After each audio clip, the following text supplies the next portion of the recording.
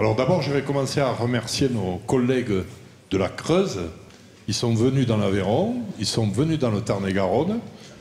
Chaque fois, c'est très intéressant ce qu'ils nous racontent parce qu'ils sont dans le programme autour de la santé depuis déjà quelques temps. Donc aujourd'hui, vous allez nous décliner un peu ce qui s'est passé sur l'autodétermination. Donc je vous présente Adeline Leclerc et monsieur Olivier Lardillet. Donc nous vous donnons la parole. Merci de nous accueillir tout d'abord. Donc je suis venu en compagnie d'Adeline vous parler donc de notre parcours sur l'autodétermination. Donc je vous ai préparé un petit diaporama pour à la fois illustrer un petit peu mon propos et cadrer peut-être conceptuellement l'autodétermination. Voilà. Mais ça va être très rapide. On va surtout s'intéresser à notre expérience. Donc, comme je vous le mets ici, et comme ça a été dit ce matin, et depuis ce matin, d'ailleurs, plusieurs fois, ça a déjà été dit, l'idée de l'autodétermination, c'est pas une centration sur le résultat, bien entendu, hein, on l'a vu ce matin, mais c'est déjà à partir de la personne et avec la personne et son environnement aidant, sa famille et tous les professionnels qui concourent à l'accompagnement de la personne, que se construit une véritable posture de l'autodétermination. Mais finalement, s'autodéterminer, peut-être Adeline pourra mieux le définir que moi, puisqu'elle a été formée à l'autodétermination. Donc je vous expliquerai comment tout à l'heure. Mais donc je lui passe la parole pour qu'elle nous explique ce qu'elle en a, elle, retenu. Bonjour. Alors j'ai été formée sur une journée à l'autodétermination à Guéret. Ils nous ont expliqué comment ça s'était déroulé. Alors moi, l'autodétermination, c'est être encouragé, reconnu et pouvoir faire des choses que je ne pensais pas être capable. C'est pour pouvoir faire des choix aussi, personnels. Voilà, donc elle va nous en parler davantage tout à l'heure. Donc ça veut marcher. Ça ne marche pas. C'est les joies du direct. Hein. On a essayé à la pause, ça marchait.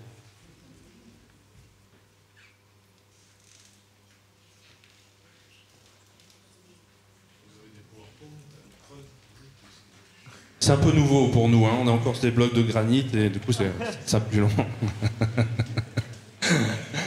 Donc en fait, la question de la reconnaissance, c'est une question importante dans notre projet associatif, effectivement, parce que ça souligne l'importance d'une personne. Hein, quelqu'un m'a été présenté, je la retrouve aujourd'hui, je la rencontre, je la reconnais, je lui signifie son importance, la rencontre a compté. Donc c'est exactement ce qu'a dit Adeline, le fait d'être reconnu, hein, nous confère une existence, une importance et une valorisation, une place. Or, dans notre association, en fait, et c'est le point origine de notre entrée dans l'autodétermination, c'était une évaluation interne en 2014. Il y en avait une précédemment et nous étions rendus compte d'une faible participation de la part des familles et des personnes accueillies. Non pas de leur fait, mais parce que, tout simplement, la question tout à l'heure hein, sur la place des familles, nous n'y avons pas pensé, aussi étrange que ça puisse paraître. Voilà, dans notre place de sujet supposé savoir, on avait juste oublié le principal et les premiers concernés. Donc on s'est dit, il ne faut pas renouveler l'opération, enfin on ne les a pas tout à fait oubliés, on avait fait un questionnaire de satisfaction, savoir si la nourriture était bonne et tout ça, bon c'est important, mais ça ne nous disait pas grand-chose de l'accompagnement. Et il y avait une perte de sens, peut-être, en tout cas, notamment autour du projet personnalisé, une espèce d'épuisement lié à la récurrence, un petit peu, tous les ans. Voilà, les professionnels perdaient un peu le sens et se demandaient un peu pourquoi ils se retrouvaient. Donc, il a été fait une enquête. Nous avons donc sollicité des bénévoles qui ont rencontré les personnes qui souhaitaient être rencontrées, ainsi que leurs familles, sur un guide d'entretien. Et ils nous ont dit un petit peu ce qui était important pour eux, ce qui comptait dans l'accompagnement. Et pour nous, ça a été une grande source d'inspiration, on va dire, et ça nous a conduit sur les chemins de l'autodétermination. Voilà. Et ce qu'ils nous disaient, c'était la possibilité d'abord d'être considéré, d'être reconnu, mais surtout d'avoir le droit d'être reconnu, de pouvoir exprimer ses jugements, ce que l'on pense, ses véritables choix, comme l'a dit Adeline, faire part de son imagination, ses goûts, ce qu'on n'aime pas, voilà, ses passions aussi. Et finalement, de ne pas être envisagé comme quelqu'un à qui il manque quelque chose, mais quelqu'un qui a des ressources, qui a des passions. Voilà. Moi, avec des patins à glace, je suis en situation de handicap, voilà, par exemple. Vous voyez, j'ai besoin d'un accompagnement à ce moment-là. Donc, en fait, on est parti un petit peu de cette situation et on a engagé, alors les rencontres, on a engagé une personne qui s'engageait dans une thèse à l'Université des Trois-Rivières à Québec, que nous avons soutenue avec 2 autres ADAPI, celle de Roubaix-Tourcoing et celle de Vendée. Et ce qui a été donc établi, c'est que ce serait un processus qui se déroulerait sur plusieurs années, où tous les professionnels, sans exception, y compris les agents généraux, les techniciennes et ainsi de suite, sont formés à l'autodétermination. Les administrateurs, qui sont bien souvent d'ailleurs des représentants des familles, et les personnes en situation de handicap, comme Adeline en a témoigné, ont pu suivre, ou continuent de suivre, hein, ça s'échelonne jusqu'à 2020, une formation sur l'autodétermination. Voilà. Et on participe de cette façon-là aussi à la démarche de recherche donc, de Madame Sarrazin, qui est la doctorante, qui va présenter sa thèse très prochainement, d'ici la fin de l'année. Voilà. Un petit peu le processus. Donc ça vient effectivement, ce déplacement, ce renversement de la perspective vient aussi parce qu'à un moment donné, les personnes, les familles nous ont dit des choses. Voilà. De la place qu'ils voulaient occuper. Voilà. Alors pour résumer, une petite image parlante, autodétermination, mais voilà, personne n'a envie qu'on décide pour soi de quelque chose qu'on ne souhaiterait pas. Ben, c'est un peu ça l'idée. Voilà.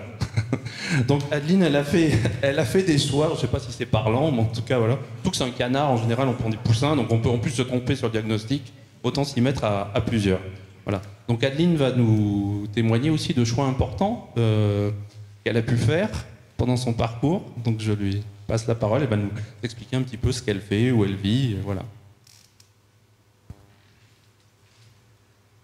Moi, j'ai mon appartement. J'ai dit que j'ai eu mon travail. J'ai décidé d'avoir mon appartement. Comme voilà, je touchais un salaire, voilà.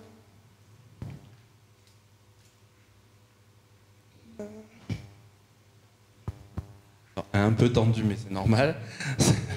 Ce qu'elle oublie de vous dire, c'est que ça fait à peine 2 ans qu'elle a intégré les AT sur un atelier palette. C'était pas forcément sa formation d'origine et qu'à l'heure d'aujourd'hui, elle est capable d'occuper tous les postes de travail. Voilà. Donc, non seulement elle a fait des choix, mais voilà, elle les a conduits et elle continue de les conduire. Sa présence ici, d'ailleurs, en atteste. Alors, j'insiste sur le fait, une posture de non-savoir, ça ne veut pas dire jouer l'ignorance, bien entendu. Quand on est professionnel, bien sûr, on sait des choses, on a aussi une observation, une appréciation. Mais elle ne suffit pas. Il faut s'y mettre à plusieurs. On le voit bien ici, devant cet iPad, entre la grand-mère qui pense qu'il faut sortir les craies, bon, parce que sans doute c'est une grand-mère creusoise, hein, peut-être, et puis ce jeune garçon qui ne sait pas comment ça marche, on voit qu'il faut s'y mettre à plusieurs face à une situation complexe, et pour bien accompagner, au mieux accompagner les personnes, pour qu'elles puissent voilà, ressentir un vrai bien-être. Voilà un petit peu. Donc on a développé divers projets, comme autant d'occasions en fait de s'autodéterminer, parce que s'autodéterminer, c'est pas une injonction à l'autodétermination, hein. C'est pas autodétermine-toi puis il va se passer quelque chose de magique. Ce qui compte, c'est de susciter en fait l'autodétermination. Pour ça, il faut créer les occasions pour que la personne puisse s'autodéterminer. Difficile de choisir quelque chose qu'on ne connaît pas, qu'on ignore. Voilà. Donc il s'est passé des choses sur les ESAT, les aménagements des ateliers, des postes de travail, des discussions autour des conditions de travail aussi, des temps de pause, l'obtention de chèques cadeaux, enfin voilà, comment valoriser le travail et toute cette question de la reconnaissance. Ça a aussi été comment choisir, organiser mes loisirs et mes vacances. Donc Adeline nous parlera tout à l'heure d'une expérience qu'elle a pu vivre cette année. La formation aussi, hein, pour l'ensemble, c'est-à-dire et pour les professionnels de l'accompagnement, mais aussi pour les personnes accueillies et leurs familles. Voilà. Donc là, c'est aussi comment on rend capable finalement les personnes. Plutôt de se poser la question, est-ce qu'on est capable ou pas, comment on peut rendre capable l'autre. C'est aussi la question de l'environnement et de son adaptation, comme vous avez pu le dire tout à l'heure. Donc on a aussi sur un projet de co-formation, c'est-à-dire que des personnes aujourd'hui qu'on accueille ont suivi une formation devenir formateur et vont intervenir auprès de leurs pairs sur des savoirs techniques très précis, hein, dans un atelier, comment on accueille, mais aussi dans le cadre de formation de travailleurs sociaux. Ils vont intervenir notamment sur des questions, je rapporte ici le propos d'une jeune femme qui va intervenir avec moi dans cet espace-là et qui a dit « Je viens parce que je veux changer le regard des jeunes sur le handicap et montrer qu'on est capable de plein de choses ». Donc c'est un projet qui est actuellement en cours.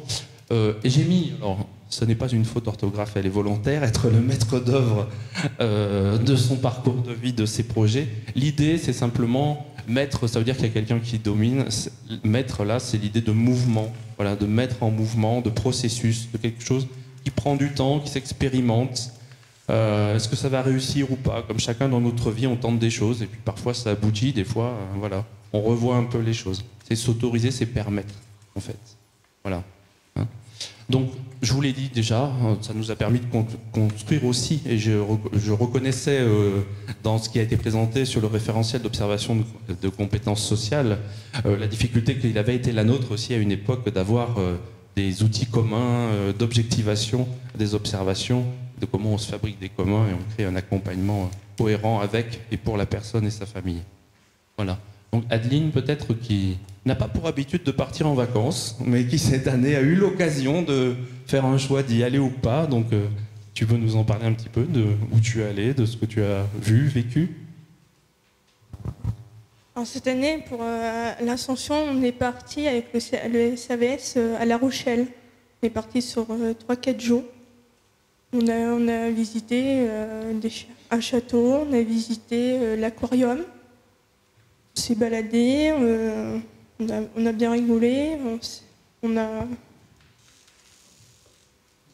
vu plein de choses. Voilà, moi j'avais pas l'habitude, mais franchement c'était très chouette. Merci Adeline. Elle a envie d'y retourner, je crois. En plus. Voilà. Donc très rapidement, je cite pour conclure notre petite présentation, une citation d'Antonio Machado. Qui dit « Marcheur, il n'y a pas de chemin, le chemin se construit en marchant ». Voilà, l'autodétermination, c'est ça, c'est cheminer avec, au même rythme, au même pas que la personne, c'est être à côté d'elle, de sa famille, pour pouvoir avancer ensemble et essayer de faire des belles choses. Mais j'ai vu depuis ce matin qu'il se faisait des belles choses, pas qu'en Creuse, mais aussi dans le Tarn-et-Garonne et l'Aveyron. Voilà, on vous remercie tous les deux de votre attention et je remercie Adeline d'être venue avec moi.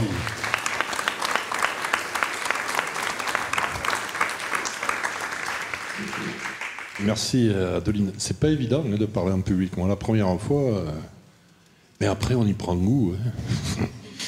Allez, on continue alors. On va continuer les tours de la table ronde et on posera après les questions si vous en êtes d'accord. Ah, la nouvelle animatrice là. Que fait-on là? Alors, attention. Maintenant, le groupe femmes de Seignac. Enfin, elle disait. Et il y a un intrus. Alors, cherchez l'intrus. Mais comment se fait-il un groupe femmes à Seignac? Alors, dites-nous ce qui se passe. Vite, nous voulons savoir. Alors, l'origine de ce projet, dans un premier temps, c'est surtout faire prendre conscience à nos personnes et accepter son corps. Donc on l'a travaillé depuis plusieurs années, au travers de la balnéothérapie, de soins esthétiques. Voilà, un peu tremblant. On va essayer. Le corps, c'est la seule chose qu'on a sous la main. C'est ce qui nous présente vis-à-vis de l'autre. Il est l'objet commun à tous. On a tous un corps. Parfois, il est singulier. Il est intime, il est personnel. C'est à nous de le faire sien. Il est important de l'observer, de le reconnaître et de le faire connaître aux autres. Dans le processus de l'inclusion, le corps est notre carte de visite. Il fait appel au costume et au code de l'appartenance sociétale. Prendre en compte le corps, mais aussi le mental, c'est amener la personne à prendre confiance en elle, à prendre soin d'elle, autant physiquement que moralement. Se sentir belle, c'est se sentir épanouie, gagner en confiance en soi pour pouvoir s'ouvrir à l'autre et au groupe, à son propre regard et à celui de l'autre. Mais c'est aussi prendre le risque de montrer ce corps. Alors une journée 100% fille, c'est quoi? Une journée 100% fille, c'est une rencontre entre plusieurs femmes. C'est un moment qui a pour objectif de mettre en valeur la féminité, mais aussi le relationnel.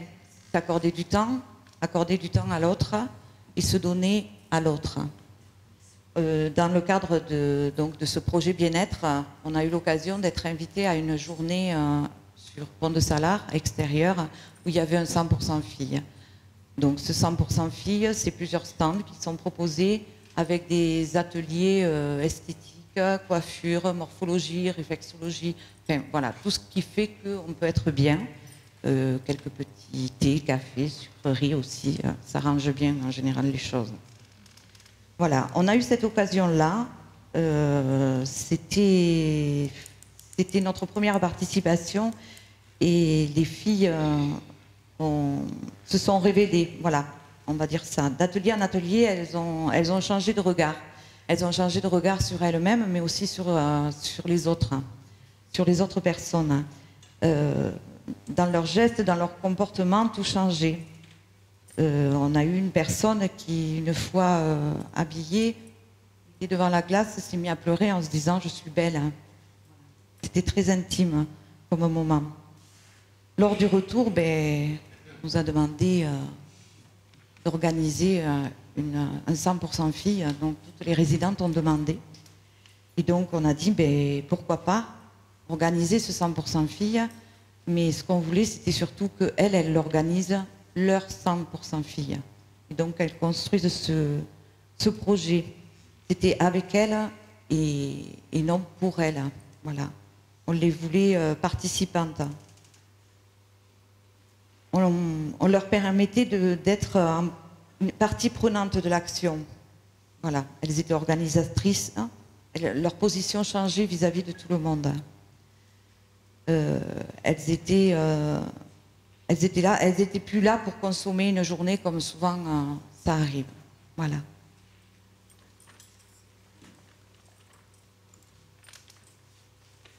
Dans cette même journée, ce qui a été notre 100% filles donc sur Seignac, on a eu une drôle de sensation, nous, en tant qu'animateurs, où en fait, on était d'égal à égal avec elles. On était un groupe de femmes tout ensemble, ce qui nous a permis de construire des relations avec toutes ces femmes complètement différentes de notre quotidien. Voilà. Elles devenaient notre partenaire. Je passe la parole à Sandrine. Et en fait, lors qu'on a été faire la journée 100% filles à Pont de Salars, on est arrivé dans les lieux, c'était déjà une très très grande salle. Et en fait, il y avait plein de personnes et il y avait des stands, essayage de vêtements, réflexologie et plein d'autres stands. Et au fur et à mesure qu'on allait à ces stands, en fait, on se découvrait comme on n'avait pas l'habitude de se voir. Mais aussi, ce qui nous a frappé, c'est qu'il y avait des gens, et au fur et à mesure de la journée, on arrivait à se fondre dans le groupe, et sans qu'on voie qu'on est des personnes handicapées. Et en fin d'après-midi, on est reparti. Et à partir de là, on a fait le débrief de la journée qu'on a passée. Et toutes les filles qui étaient dans la voiture, on a demandé à l'éducatrice si on pouvait en organiser une pour qu'on puisse faire partager aux autres personnes qui ne sont pas venues notre expérience qu'on a eue. Et en fait, pour organiser cette journée, il y avait 4 éducatrices et on était 6 résidentes. Et avant de commencer à faire cette journée, on a fait une petite réunion pour savoir qui était capable de faire quoi. Admettons, une personne était capable de faire telle tâche, donc on lui a et une autre personne, une autre tâche. Et en fait, après, c'est à partir de là qu'on a fait la commission et qu'on a commencé à mettre en marche la journée 100%. Et en fait, les tâches, on les faisait nous-mêmes, mais des fois, quand on avait besoin, on pouvait faire avec la présence d'un éducateur. on a présenté en binôme le projet. Après, on a fait les affichages, on les a affichés, on a fait la distribution de flyers. Après, on a décoré la salle. On a fait les courses pour le candidat. La préparation des ateliers. La préparation du candidat à l'installation et accueil des participants le jour J. Le jour J était enfin là. Et nous étions très excités de présenter cette journée à nos collègues. Installation de la salle en décoration et préparation des gourmandises. Le matin, fin de l'installation avec les intervenants, par deux. Puis du repas en commun. Moment de partage avec les intervenants. 13h30, accueil des participantes et présentation des lieux. Remise des passes. Possibilité de choisir 4 ateliers différents. Inscription faite avant le jour J. Mode, soins du visage, maquillage, coiffage, respectologie, sophrologie. Mise à disposition d'un candidat, collation, gâteau, bonbons. 18h, fin des ateliers, rangement. Ce fut une journée réussie et pleine d'émotions.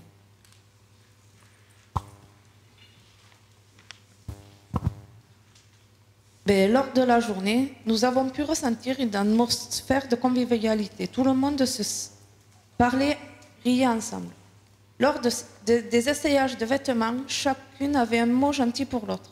Ce projet m'a permis de me rendre compte que l'on pouvait être au foyer et s'investir dans un contexte différent avec les animateurs. On était d'égal à égal. C'est ce qui a fait que l'on a réussi à construire cette journée avec succès. On a su nous écouter et croire en nous. On nous a fait confiance. Cette journée et sa préparation m'a fait prendre conscience que je pouvais être plus féminine.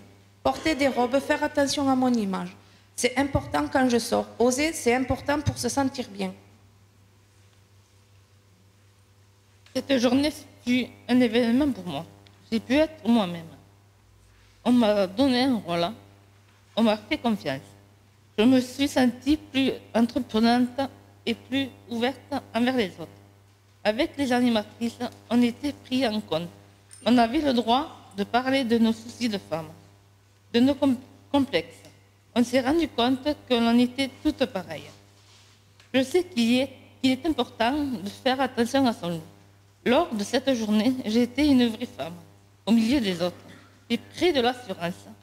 Je me sentais femme avant tout. J'aurais voulu que ma famille me voie, qu'elle voie que je suis capable. Je suis femme. Aujourd'hui, je souhaite continuer à m'investir dans des projets. C'est important pour moi d'avoir un rôle acteur-actrice. Participer à des projets comme 100% filles, c'est d'accepter d'être une femme avant tout. On se découvre et on se redécouvre. On se laisse naître ou sous le regard de l'autre, notre féminité se révèle. Je sais que j'ai des difficultés, mais ça ne m'empêche pas de vivre comme tout le monde. Aujourd'hui, on m'a proposé de continuer à travailler sur un projet qui est la suite de 100% filles. Je vais m'investir et je suis fière qu'on ait pensé à moi, car ça veut dire que j'ai été à la hauteur. Vivre ce moment au milieu de toutes ces femmes, c'était prendre conscience que notre identité de femme pouvait être mise en avant. Souvent pris dans notre quotidien, on s'oublie, on se néglige.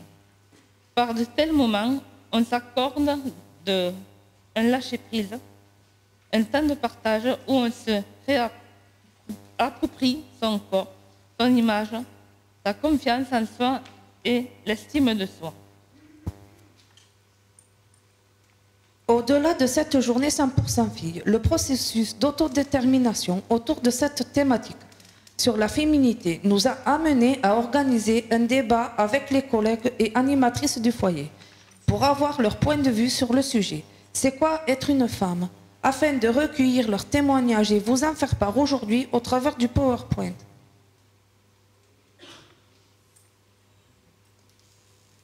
Lors de la journée, nous avions émis le souhait de participer à un défilé de mode. En effet, on avait envie de montrer à tout le monde que nous aussi, on était des femmes et que l'on pouvait être belles. Nous voulions aussi faire partager ce ressenti à des personnes extérieures, surtout être à l'initiative d'une telle journée et donc ambassadrice d'un tel projet. Ce sera le dimanche 7 octobre que vous pourrez découvrir le résultat de notre travail. Une journée autour de la main et du bien-être ouvert à tous et on vous attend. Environ 20 stands seront proposés avec des vêtements, des bijoux, de la coiffure, des soins pour se sentir femme. Dans l'après-midi, nous défilons avec d'autres personnes. Bien sûr, nous allons préparer ce défilé d'ici le mois d'octobre. Aujourd'hui, nous sommes une équipe de 8 personnes qui préparons et coordonnons cette journée, de la rencontre à la négociation avec les prestataires, de la publicité à la préparation des stands. Tout est en construction. Plusieurs partenaires sont déjà impliqués, Mairie de Seignac, Lycée Louis Kerbe de Rodez, Foyer Sèvres, Foyer Clairvaux, SAVS Rodez, VDI, ESAT Seignac, Monsieur Ruiz, photographe. Bien présenté. Donc, au-delà de cette perspective, on pourrait aussi se poser la question pourquoi un 100% filles et pourquoi pas un 100% hommes. La question nous a été posée, d'où la présence de Jérôme. C'est vrai que quand on a distribué pour participer à cette journée auprès des résidents, on a eu une révolution auprès de certains garçons qui nous ont dit mais pourquoi pas nous?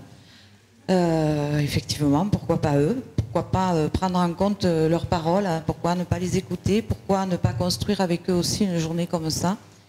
Voilà, donc on a le témoignage de Jérôme. Hein.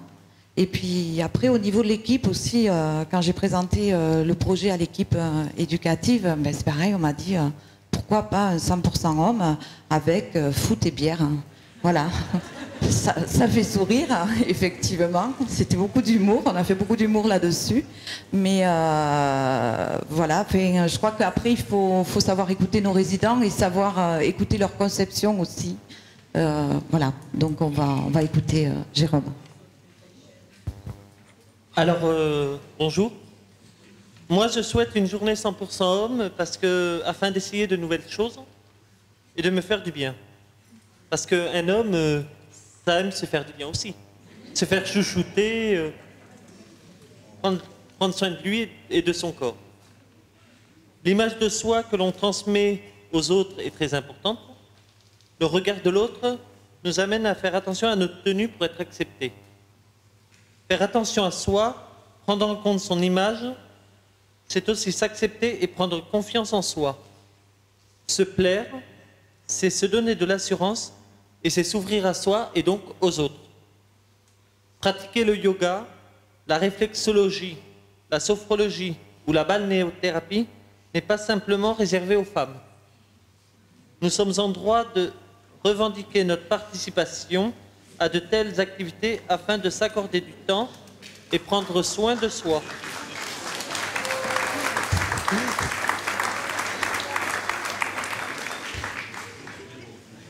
Aujourd'hui, nous aussi, en tant qu'hommes, nous souhaitons mettre en avant notre image pour nous introduire au sein d'un groupe, mais aussi se faire accepter.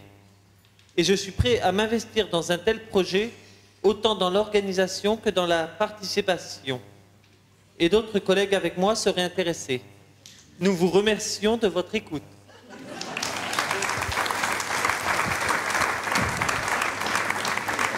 Mais je crois quand même qu'il faut... Enfin, tout est dit, hein. C'était magnifique là, mais franchement... Alors je remercie Carole, Sandrine, Myriam et Jérôme. On peut les applaudir très fort.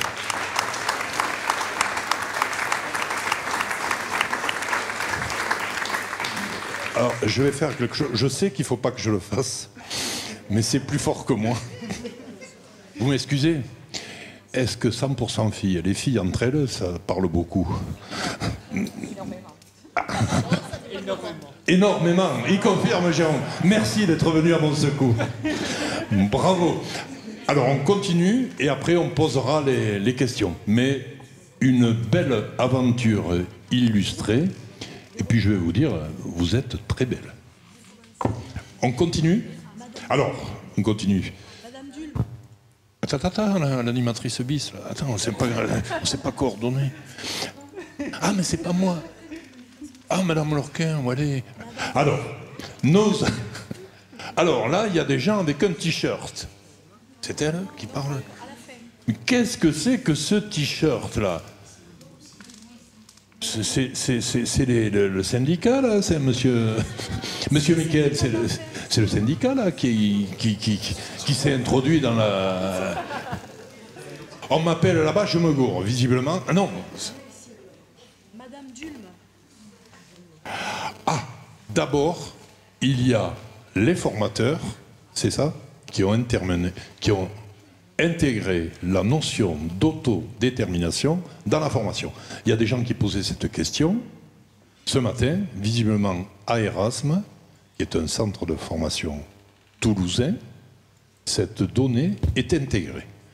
Et la question que nous voulons vous poser, comment? Oui, c'est vous. Bonjour. Je vais essayer de poursuivre. Donc, je suis Audrey Rinaldi, récemment diplômée monitrice éducatrice en 2017 et actuellement j'ai rejoint l'équipe du CESA du Pêche Blanc. Je viens apporter mon témoignage aujourd'hui concernant la participation de la promotion d'étudiants moniteurs éducateurs de Montauban à l'enquête qui va défiler derrière sur un PowerPoint pour me soutenir un petit peu. Donc en tant qu'étudiant en formation, la proposition nous a été faite de participer de façon active et concrète à cette démarche. Ce qui nous a intéressés, c'est le fait de s'impliquer, de partager cette expérience de terrain, d'aller à la rencontre des usagers pour recueillir leurs paroles, l'analyser et la restituer. De plus, ce projet était en accord avec les valeurs portées par le centre de formation et expérimenté par nous-mêmes en tant qu'étudiants en formation. Il y avait donc des thématiques communes et partagées, à savoir s'appuyer sur un savoir expérientiel pour s'enrichir au niveau théorique et pratique, co-construire un savoir avec l'ensemble des personnes concernées, nourrir la dynamique formation-action, nous mobiliser sur ce qui fait question et s'impliquer dans la recherche de réponses, nous interroger sur le jeu des places et le rapport au savoir. Notre participation, elle a fait suite à un questionnaire de satisfaction réalisé en 2015, proposé par l'équipe du SAVS de l'ADAPI 1282. Les réponses récoltées étant peu nombreuses et donc peu significatives, nous avons, dans une deuxième démarche en 2017, proposé une nouvelle enquête. Ça y est, je suis complètement perdue. Pas grave. Qui s'est mis en place avec comme fil rouge la charte de la bientraitance. C'est à ce moment-là que le SAVS et le centre de formation se sont mis en lien. Les questionnaires se sont élaborés conjointement avec les étudiants, les usagers et un professionnel dans l'objectif de le rendre le plus clair possible. Ce travail d'élaboration conjointe nous a permis de prendre conscience de la nécessité de rendre compréhensible et d'adapter nos supports de communication, compréhension et participation apparaissant comme indissociables. La passation des entretiens se fera quelque temps après.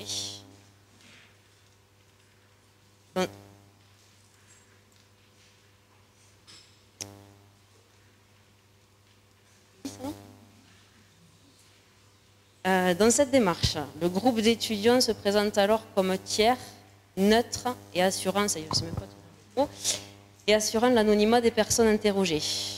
Nous essayons de créer un climat bienveillant afin qu'une certaine confiance puisse s'établir et que la parole soit la plus libre possible.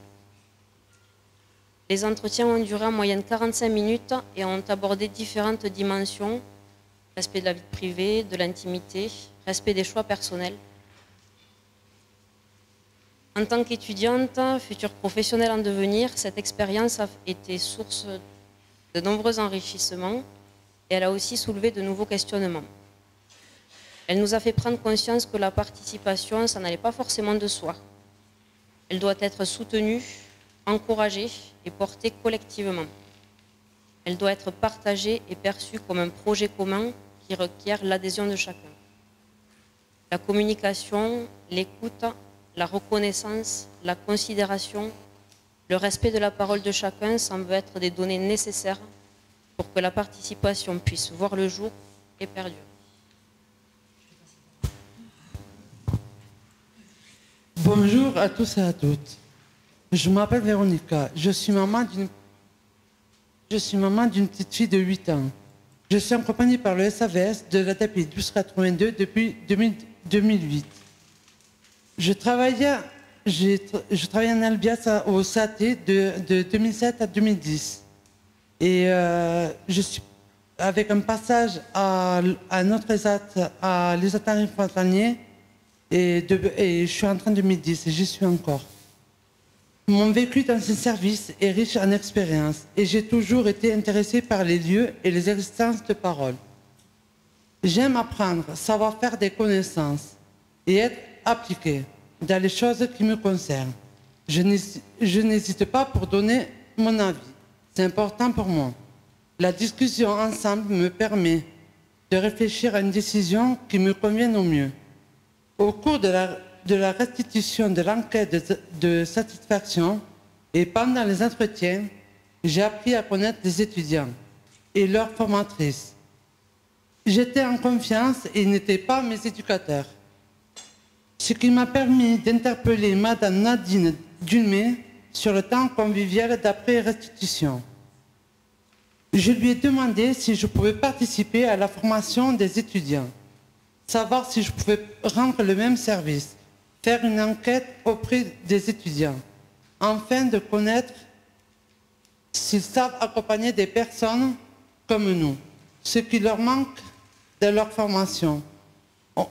On a réfléchi en fait que cela pouvait se faire, mais que nous prendrions le temps de la réflexion et construire mon intervention.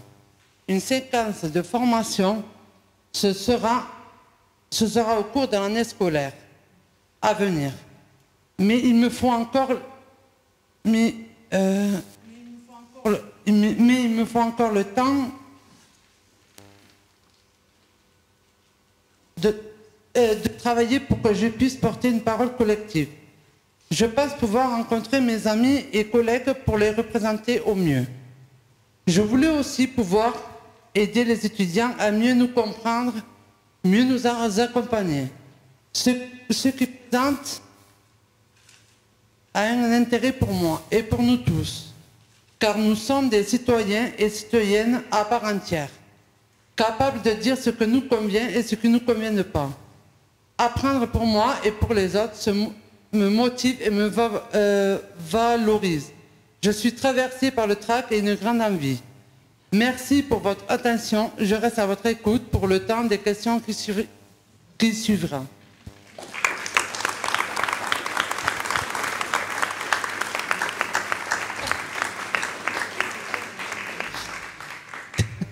Donc je suis Nadine Dulmé, Véronica m'a interpellée effectivement à la fin de cette aventure. Donc j'explique un petit peu d'où je parle.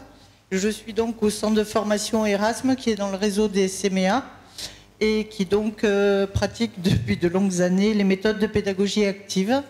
Et par ailleurs, depuis quelques jours, nous sommes rentrés dans le réseau de FAIRE, F-A-I-R-E, qui est donc l'IRTS de Montpellier, qui regroupe Perpignan, Carcassonne. Et il y a un pôle dont je m'occupe, un petit pôle, Montalbanais, avec une petite promotion avec qui effectivement on peut rentrer sur des expériences un peu particulières et spécifiques.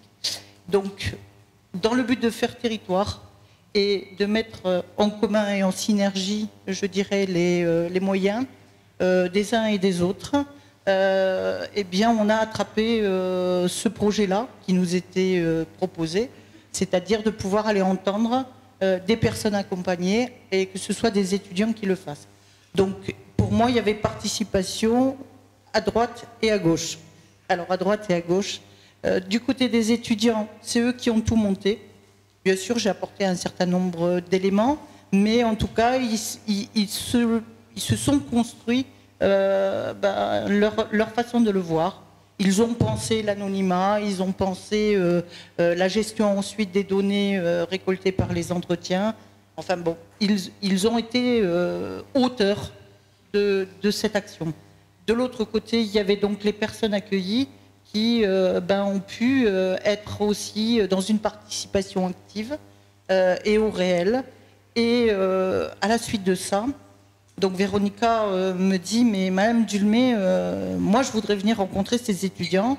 Alors bon, il se trouvait qu'ils finissaient l'année et que ça ne serait plus la même promotion, mais c'est envisagé avec la nouvelle en cours pour que effectivement Véronica puisse intervenir seule ou accompagnée par d'autres personnes pour un petit peu faire passer cette parole de qui on est, nous, personnes accompagnées, et comment vous, futurs professionnels, vous allez pouvoir répondre au mieux à nos attentes. Voilà. Donc, comme je le disais ce matin, il n'y a pas que l'expertise des professionnels, il n'y a pas que l'expertise des scientifiques, il y a aussi l'expertise des personnes avec leur vécu. Voilà. Merci.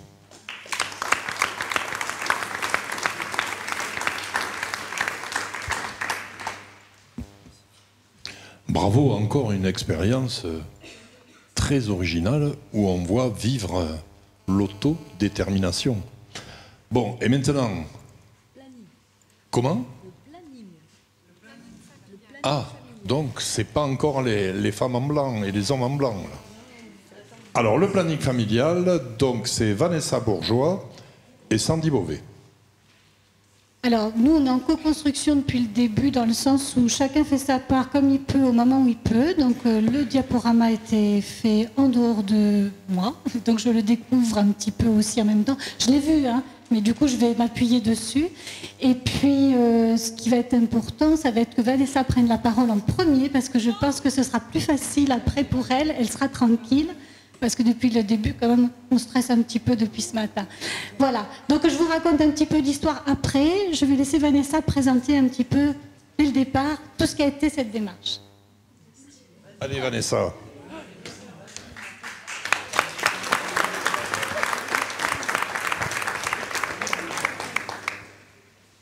Bonjour.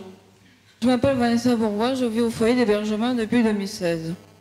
Je vis en couple, je travaille à les Henri Fontanier à la blanchisserie. Et je suis qu'un groupe de personnes.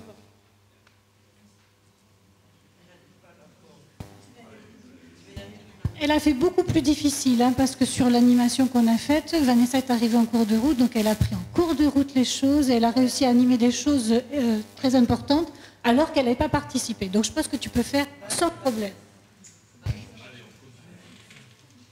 Je suis qu'un groupe de personnes participant à Familia. Je n'ai pas hésité à en faire partie. J'avais envie d'apprendre, mais surtout connaître différents moyens de contraception, me sentir des émotions, mais aussi pouvoir expliquer à mes collègues ce que c'est la vie affective et sexuelle.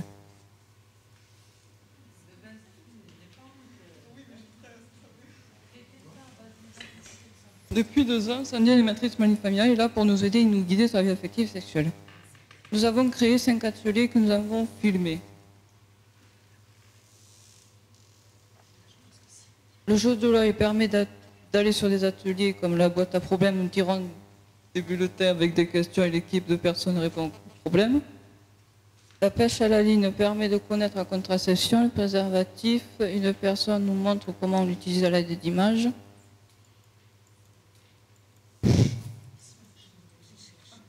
C'est bien, on continue. Parce que moi, je suis tenu par le temps. Hein.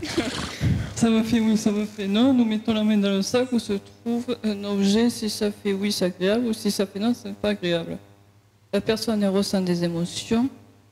La lettre d'amour, nous piochons 3 mots et nous faisons une jolie phrase que nous suspendons sur un fil d'épingle.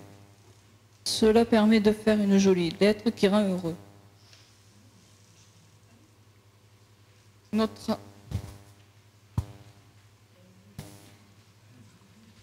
Notre travail, nous l'avons appelé les mystères de l'amour au cœur et autour de la vie affective et sexuelle.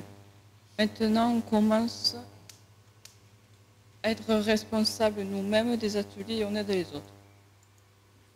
Et plus tard, on voudrait inviter d'autres personnes du foyer ou de l'extérieur pour leur apprendre ce qu'on a. C'est parfait.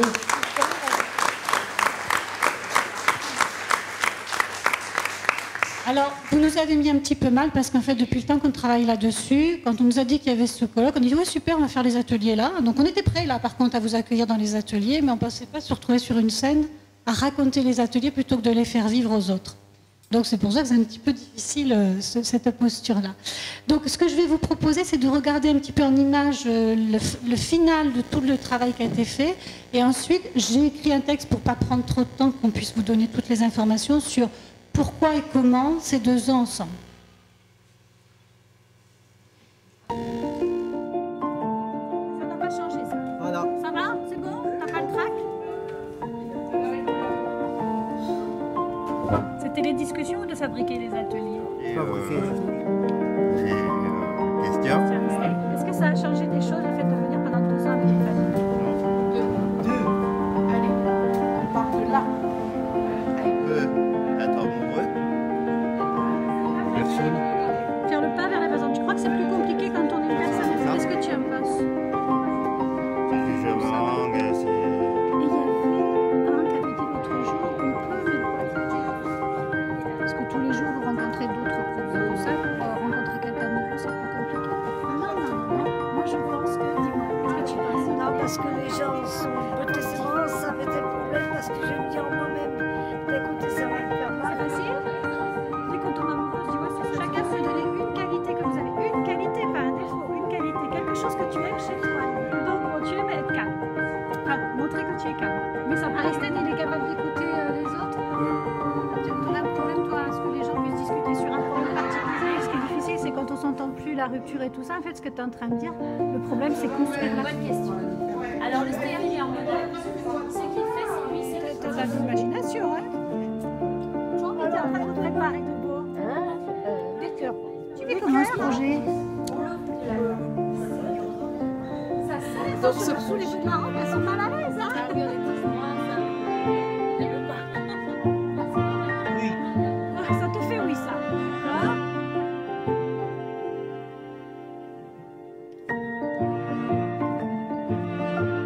Là, t'as fait un peu comme ça. C'est qu'il y a eu autre chose. Ça, c'est un peu la partie, d'accord? Il vous ouvre cette partie. Ouais. Voilà.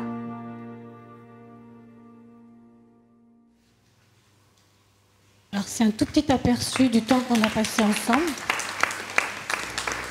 Je voudrais raconter depuis 2 ans, en fait, comment on travaille avec le groupe et puis vous dire un petit peu où en est le groupe et ce qu'il a envie de faire après pour la suite.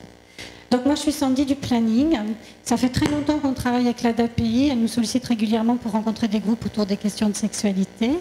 Et avec 7 résidents des terrasses de Cous, l'an passé, j'ai donc animé des groupes de parole sur différents thèmes.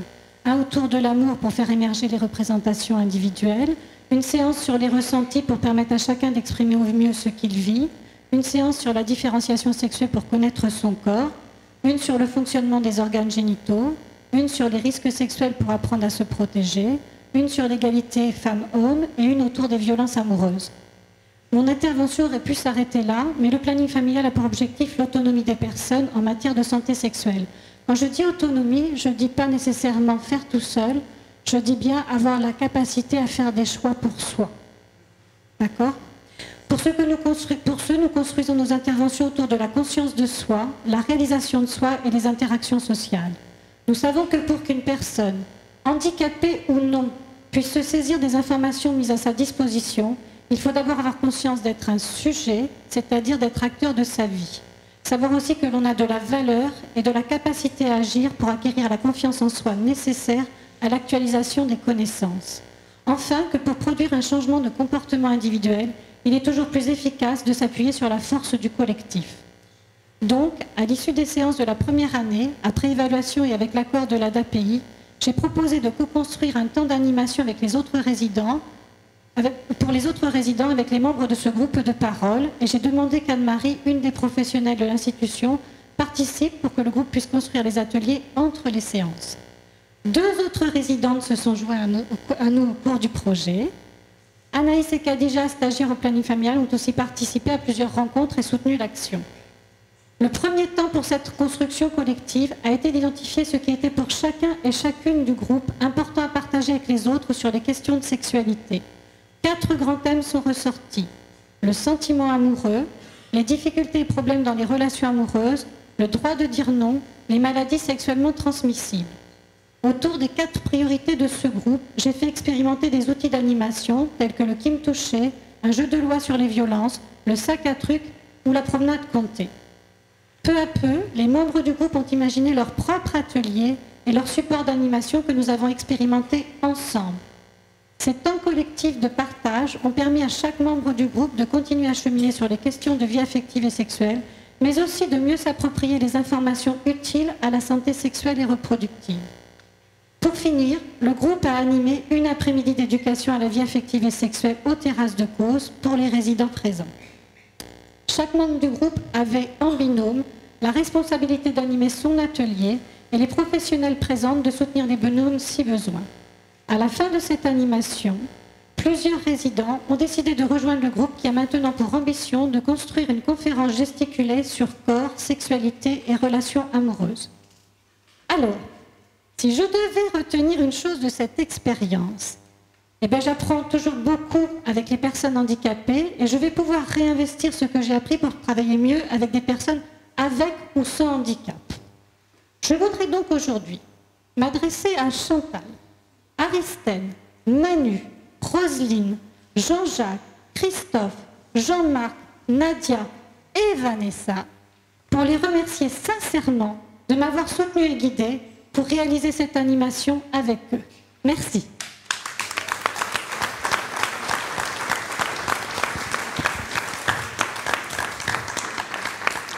Bon, merci. Notez toutes vos questions parce qu'après, vous aurez la parole. Mais ça y est, on va savoir ce que signifie ce t-shirt avec marqué « Nous aussi ». Mais qu'est-ce que c'est que ça que c'est? Alors, qui c'est qui y va? Alors, si j'ai bien compris, c'est Christine qui va parler parce que Michel a des problèmes, ne peut pas... Bertram, pardon, a des problèmes et ne peut pas aujourd'hui s'exprimer, mais son porte-voix est là. Allez, Christine. Alors, Christine est membre du conseil d'administration de la DAPI 1282. Donc, je me tiens à carreau. Alors, qui nous sommes? Nous aussi, et l'Association française des personnes handicapées intellectuelles. Les adhérents de nous aussi sont des personnes handicapées intellectuelles. Les dirigeants de nous aussi sont aussi des personnes handicapées intellectuelles. On appelle cela l'auto-représentation. Excusez-moi. Nous aussi existons depuis 2002.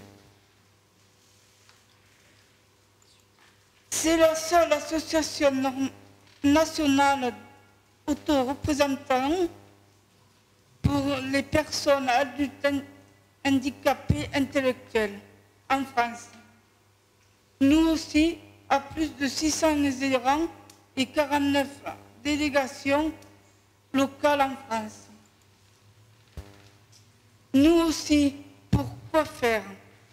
C'est aussi agir pour que les décisions qui nous concernent, nous, personnes handicapées intellectuelles, ne soient pas prises sans nous dans notre vie quotidienne et dans notre construction de la politique de l'handicap.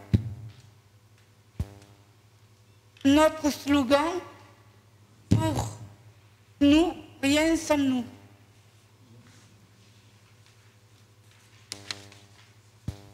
Nous aussi, les porteurs de parole de toutes les personnes handicapées intellectuelles, quelles soient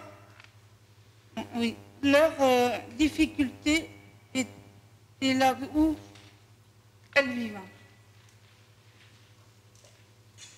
Nous agissons pour que les personnes handicapées intellectuelles soient considérées comme des citoyens par entière. Nous souhaitons aussi, par notre action, changer les regards portés de notre société sur l'handicap intellectuel.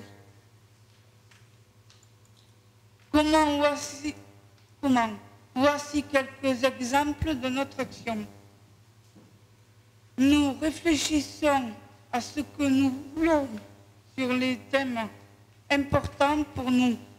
Par exemple, le travail et ou vie de famille.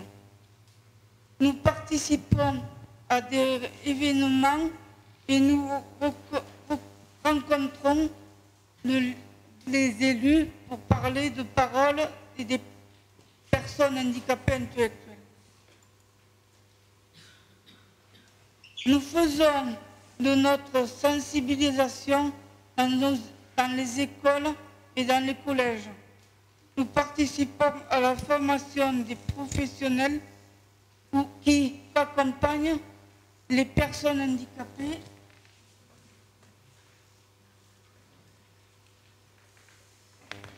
Excusez-moi.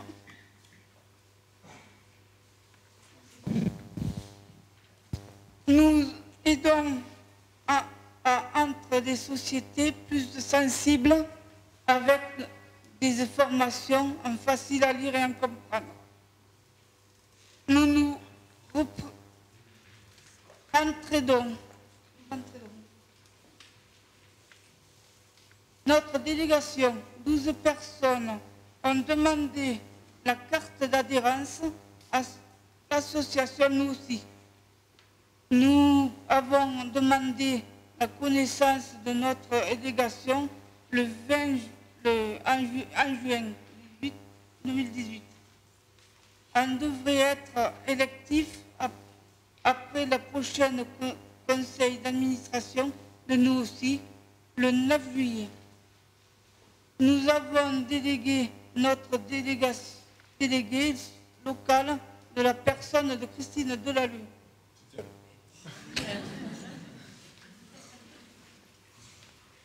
Notre prochaine réunion est prévue le 20 juillet. Moi aussi, j'ai changé et partage. Nous complétons cette création de délégués, nous aussi, par des autres actions. Nous allons mettre en ligne partage Facebook que nous voulons être une plateforme d'échange et de partage réservée aux personnes handicapées et handicap. Chacun pourra partager ses expériences et ses moments de vie ordinaires et exceptionnels avec d'autres. Nous voulons montrer notre volonté d'exclusion et d'aide à l'échange du regard sur les autres.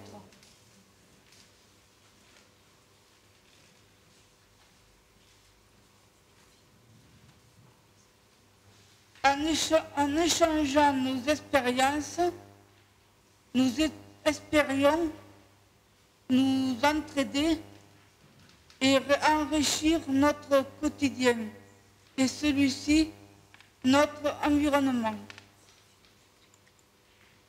Une vidéo présentation de Facebook.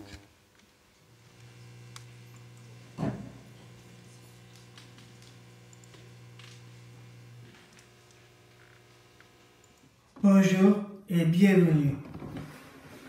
Cette page Facebook s'adresse à toutes les personnes en situation de handicap qui souhaitent échanger pour partager leurs moments de vie avec d'autres.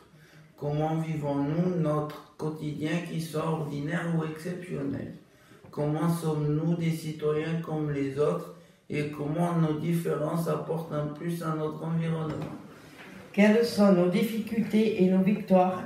Choisissez votre façon de participer à cette page.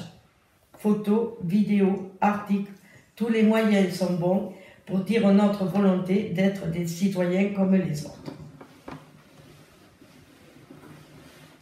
Merci et à bientôt.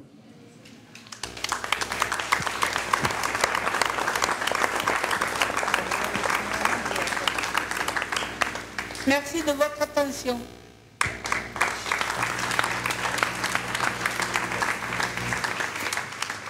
Ben, c'est la révolution. Hein. Facebook, nous aussi, 100% filles. Et vous, nous aussi dans l'Aveyron, pas vous encore hein?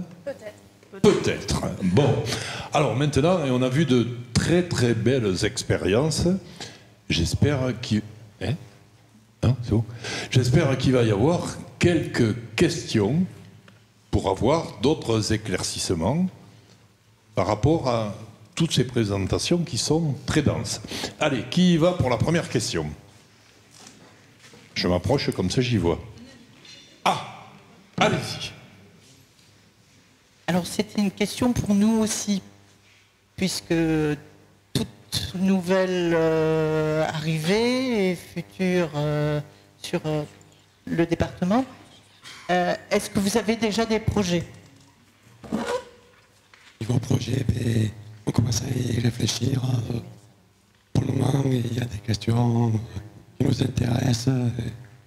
Et on se dit qu'on va y travailler. Des questions de travail, de relations avec les associations, de nos autres dépendances. Donc, plein de projets en vue pour cette première réunion. Merci. Vous avez un local? Ah, bien. Pour l'instant. Très bien. Alors, une autre question. Madame Taillard, Madame Raymond, et après Madame Taillard. Alors moi j'ai une question pour Sandrine et Myriam. Au début de cette organisation, vous êtes arrivées, vous étiez toutes timides et vous ne parliez pas. Qu'est-ce qui s'est passé là ces 6 derniers mois? En fait, on était justement aux séances d'organisation pour les 2 journées. Et au départ, on était tout timides parce qu'on ne connaissait pas. Et après, au fil du temps, on a appris à connaître les personnes de l'ADAPI. Et après, ça nous a permis de nous inclure plus facilement.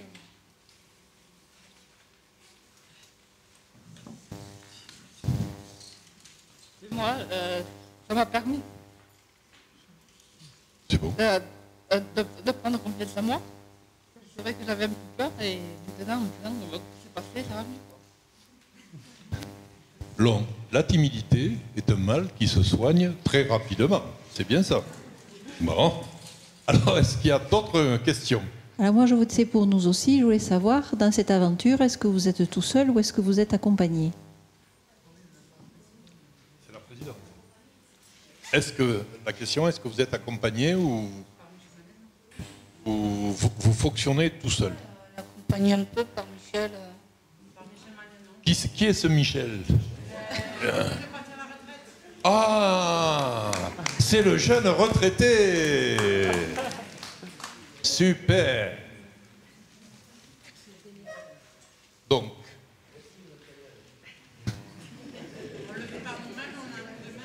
alors, pourquoi vous avez... Est-ce que vous pouvez dire quel coup de main il va vous donner, quel type de coup de main ou pas? Comme on a quoi? Attendez, tiens, le micro. Bon, ma question n'a pas l'air de l'enchanter, donc...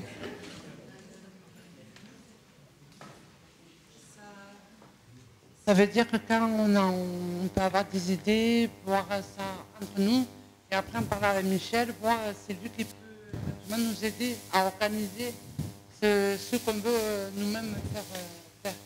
Donc, d'accord. Donc, c'est pas lui qui vous donne les idées, c'est vous qui avez les idées. C'est nous qu'on a des idées, mais après... Et c'est lui qui les met, qui vous aide à les formuler. Il nous D'accord. accompagne. Juste si on a besoin de coup de main, on lui demande son aide et nous aider par... Bon.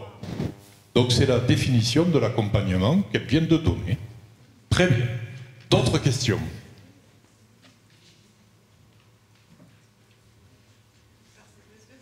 Il y a des gens timides, mais allez-y, en 4 semaines, vous avez vu. 4 questions, c'est bon. Qui veut poser? Oui. Madame Dusson.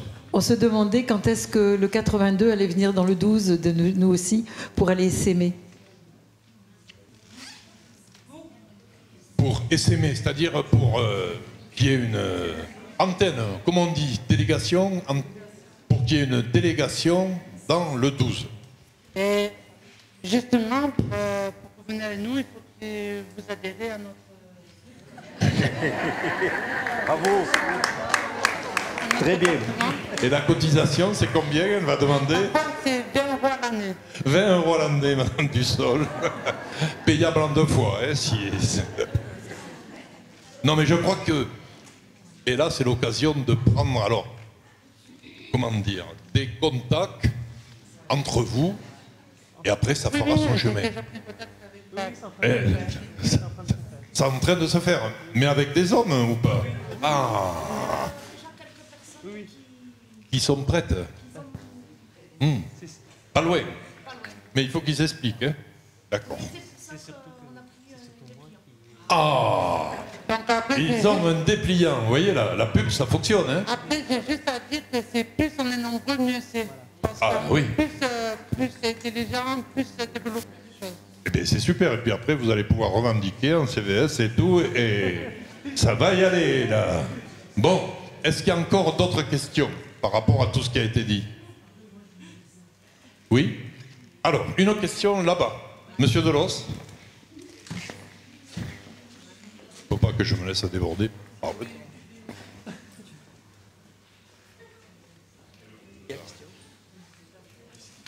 Le temps, non?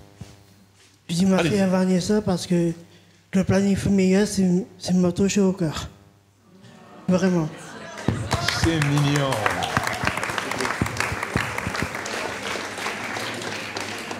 Et que j'ai dit pour la page Facebook, c'est un peu pareil, ça me fait chaud au cœur. Bon. Page Facebook, il faudrait que la DAPI prenne contact parce que nous, on n'a pas de page Facebook. Est-ce qu'il y a encore d'autres questions?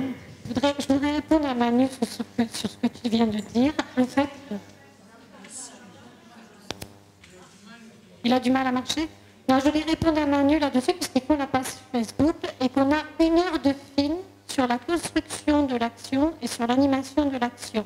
Donc ça veut dire qu'il y a des images, donc vous allez pouvoir disposer quand vous serez d'accord sur les images que vous voulez mettre, mais où justement, on vous voit ensemble en train de réfléchir sur des questions très importantes, le regard des autres, quand on parlait du 100% filles. Moi, je revendique le droit en tant que fille au 100% bière.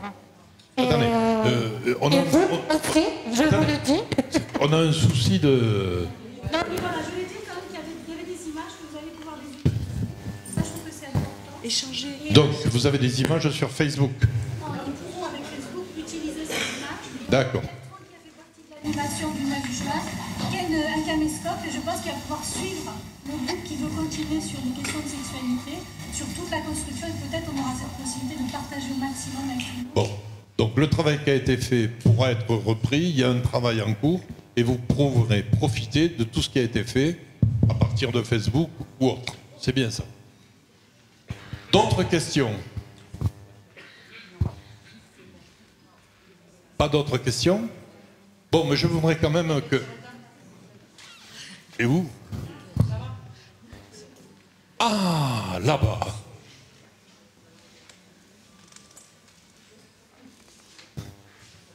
Il y a un téléphone, mais il est long, la sonnerie, elle est longue. Ça dure combien? 22 minutes? Bon, merci. Je voulais savoir en fait si les personnes qui n'adhéraient pas au SAVS et n'étaient pas prises en charge par le SAVS pouvaient aussi adhérer à l'association. Oui, oui, vous pouvez même adhérer, mais juste il faut que vous soyez handicapé intellectuel, c'est tout. Oui. Et 20 €. D'accord. Oui, donc c'est pas réservé aux personnes qui sont accompagnées. Monsieur Malagnan. Une simple petite précision, c'est que dans la volonté de la création de la délégation, nous aussi, non seulement c'est pas réservé aux personnes qui sont accompagnées par un service, ça peut être des personnes vivant dans leur famille ou vivant isolément, mais aussi ce n'est pas réservé aux gens de la DAPI.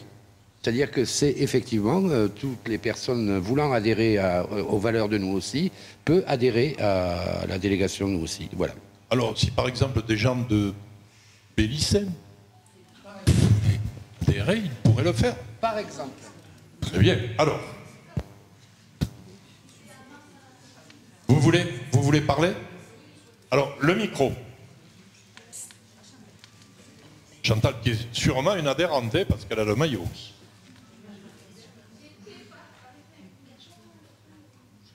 Mais il a coupé le micro, monsieur Delos, c'est pas bien ça. J'étais partie de Centre Bélicène, ça fait depuis 2009, et je sais que c'était bien et que là-bas il y avait plein de difficultés handicapées. Bon. Donc, les personnes qui ne sont pas à l'ADAPI, qui sont déficients, peuvent adhérer à l'association Nous aussi pour la modique somme de 20 €. Voilà, j'ai fait de la bonne pub. Ah oui, C'est bon. Bon. Alors, et plus on est nombreux, mieux c'est. Ça, il me semble m'entendre. C'est vrai, mais c'est bien. Mais vous avez donné envie, je crois. Alors là, simplement, avant de... On a encore quelques questions, s'il y en a? Non? Alors, je crois quand même qu'il y a des personnes de l'ombre, parce que si tout ça peut se réaliser, c'est parce que, aussi, on l'a vu ce matin, il y a des directeurs et des directrices qui mouillent le maillot. Alors, je crois que Madame Lorquin, Madame Berg, vous pouvez venir, Madame Le Tellier aussi, parce que 100% filles, c'est à Seignac, hein.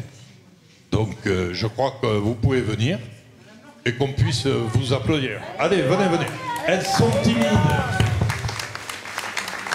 J'oublie personne? C'est bon? J'oublie personne? Bon. Je reste chef de service, monsieur Benazé. Oui, mais... Hein? Qui c'est qui voulait venir? Non, augmentation. Augmentation, c'est un terme qui n'est pas dans notre vocabulaire. Ça commence. Bon, merci pour tout ce travail de fond qui montre tous ces bienfaits. Et merci à tous les intervenants, merci à nos amis du planning, merci à nos amis de la Creuse, merci au centre de formation, Erasme, les CMA, vers l'éducation nouvelle. Très bien. Et merci aux 100% filles et bientôt 100% garçons. Non, mais ça ne fait rien, il m'a l'air de savoir se défendre. Hein? Et 100% nous-mêmes, c'est une belle parole. Merci à vous et nous allons passer à la clôture de cette journée. Donc pas compris que quand je dis merci, il faut laisser la place. Alors comment faire ?